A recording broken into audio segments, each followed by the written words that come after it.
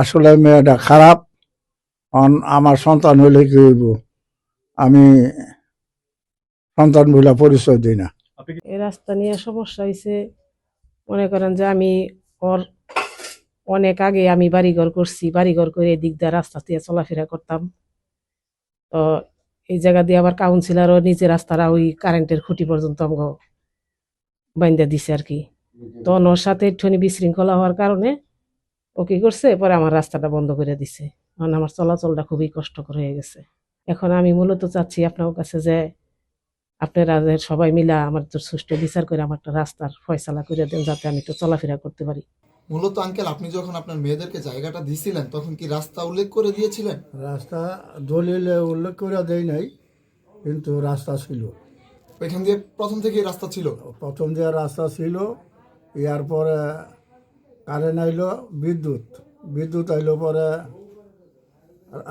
বিদ্যুৎ বললো যে রাস্তা ছাড়া তো পিলার দেওয়া, খাম্বা দেওয়া যেত না।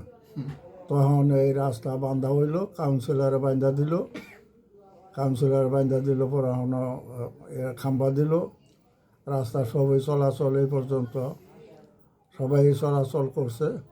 হঠাৎ কইরা এই মেয়েটা পূর্ব পাশের জায়গাটা অন্যের কাছ থেকে কিনা, হঠাৎ কইরা ইলেকশনের রাত্রে এই রাস্তাটা বন্ধ করে দিল। এটালে অনেক দরবাদরবি, অনেক বিচারবিচি হয়েছে, মানে কোনো কিছুই মানে না।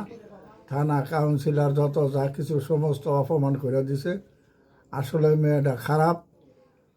আমার সন্তান হইলে কি হইব, আমি সন্তান বলে পরিচয় দিই না। আমি সুস্থ সমাধান বিচার এটা আমি চাই।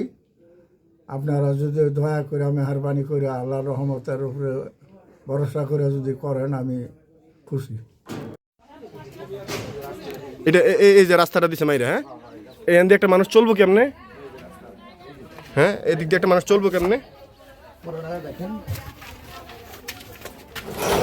দর্শক, আমি আপনাদেরকে দেখানোর চেষ্টা করছি একটা মানুষের বসত বাড়িতে যাওয়ার জন্য যে রাস্তাটা ছিল, সিটি কর্পোরেশন সহ মীমাংসা করে দিচ্ছে, কিন্তু পাওয়ার দেখায়া ক্ষমতার বলে কিন্তু এই যে দেখেন এই বাড়িতে যাওয়ার জন্য রাস্তাটা, হ্যাঁ, এই বাড়িতে যাওয়ার জন্য এখানে এমনভাবে তারা রাস্তাটা বন্ধ করে দিছে। এই যে আপনাদেরকে যদি একটু দেখানোর চেষ্টা করি, এই যে এইটুক জায়গা, এখানে আমি যদি আপনাদেরকে বুঝাতে চাই, এখানে 2 ফিট জায়গা হবে না, একটা মানুষ খুব কষ্ট করে হাঁটতে হবে এই ধরনের অবস্থা, তাও আবার হাঁটতেও দেয় না। এই যে তারা এখানে নতুন দেওয়াল কিন্তু নির্মাণ করছে।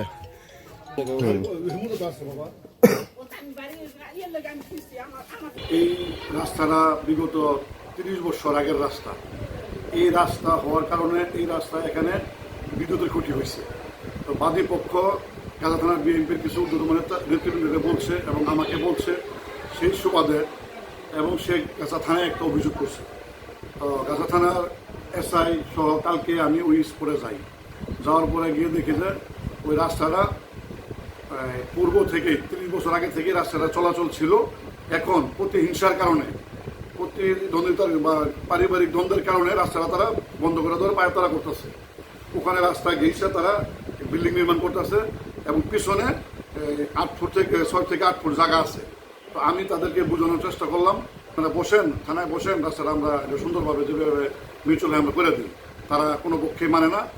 বিবাদী পক্ষ মুশারফের ওয়াইফ অকথ্য ভাষায় গালাগালি, দারোগার গাজা থানার এক্সার সাথে অকথ্য ভাষায় গালাগালি করছে, খারাপ আচরণ করছে, আমাদের সাথে খারাপ আচরণ করছে। সে যা ভাষায় প্রকাশ করার মতো না।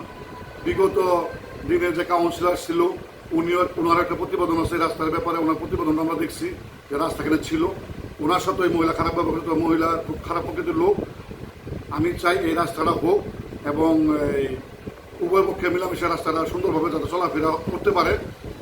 কারণ এই রাস্তা যদি সে বন্ধ করে দেয়, পিছনে তার যাওয়ার মতো কোনো সুযোগ নাই।